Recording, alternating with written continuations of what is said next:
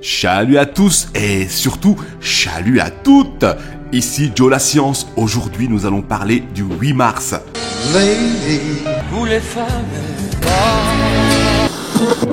Qui n'est pas la fête des femmes comme on pourrait le croire, mais la journée internationale des droits de la femme. C'est en 1977 que les Nations Unies ont officialisé la journée du 8 mars comme la journée internationale des droits de la femme.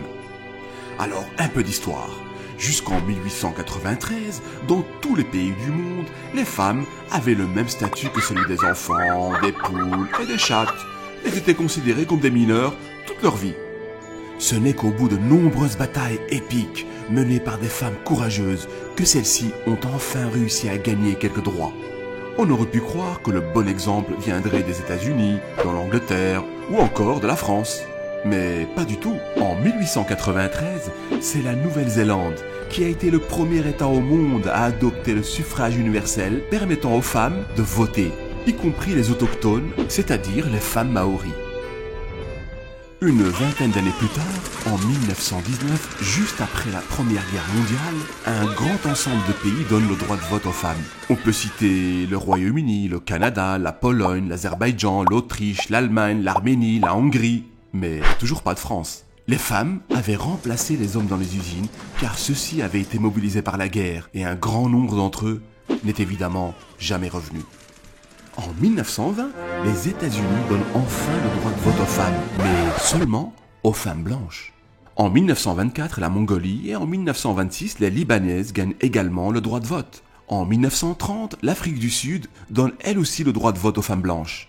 En 1931, le Portugal, la Grèce, le Sri Lanka et l'Espagne donnent le droit de vote aux femmes. Mais en 1936, les chicas espagnoles perdent le droit de vote pendant toute la période franquiste, entre 1936 et 1975. En 1934, en même temps que les femmes cubaines, les femmes turques obtiennent le droit de vote et d'éligibilité.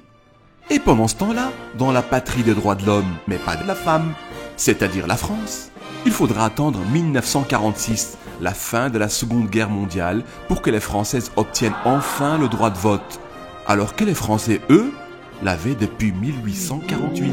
Mais exception faite de la quasi-totalité des indigènes des colonies françaises qui, eux, ne l'ont jamais eu. Et le dernier pays à avoir accordé le droit de vote aux femmes, c'est l'Arabie Saoudite en 2011. Mais il y a pire, le Vatican, dont l'accès au collège électoral est strictement réservé aux hommes, les fameux hommes en rouge, les cardinaux princes de l'Église. Les femmes sont donc de facto privées de vote. Mais avec le pape François, il y a de fortes chances qu'on voit bientôt apparaître les princesses de l'Église, comme dans l'Église anglicane.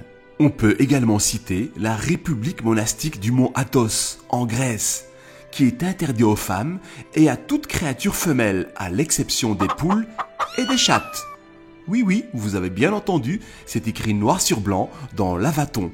Interdiction faite aux femmes de pénétrer sur le mont Athos, un décret qui remonte à l'an 1046 et que l'on doit à l'empereur Constantin de Byzance. La journée internationale des droits de la femme nous rappelle que les inégalités hommes-femmes sont toujours flagrantes dans tous les domaines.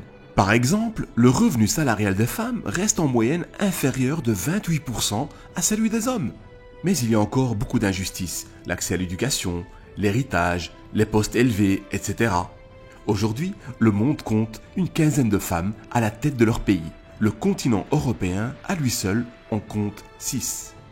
Mais la première femme de l'histoire contemporaine à avoir été élue chef d'État, il s'agit de Madame Serimavo Bandaranaike. Elle fut Premier ministre du Sri Lanka à 3 reprises à partir de 1960. Ensuite, nous avons Indira Gandhi qui a été élue Premier ministre en Inde à partir de 1966.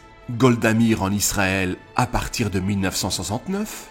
Isabel Martínez de Perón qui prend la tête de l'Argentine à la suite de la mort de son mari le 1er juillet 1974. On peut aussi parler de Benazir Bhutto, qui fut la première femme à diriger un grand pays musulman, le Pakistan, à 2 reprises. Et de Tansu Çiller, qui a été Premier ministre de la Turquie de 1993 à 1996. Sans oublier la grande Ellen Johnson Sirleaf, qui a été élue présidente du Libéria en 2006.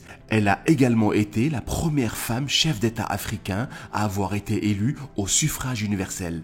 Mais dans la patrie des droits de l'homme, la France, toujours pas de femme présidente au palais de l'Élysée, et pas plus que chez l'oncle Sam à la Maison Blanche. Alors mesdames, bonne et heureuse fête à toutes. Le combat continue, Chaval faire. Joe la science vous salue. Lady, vous les femmes.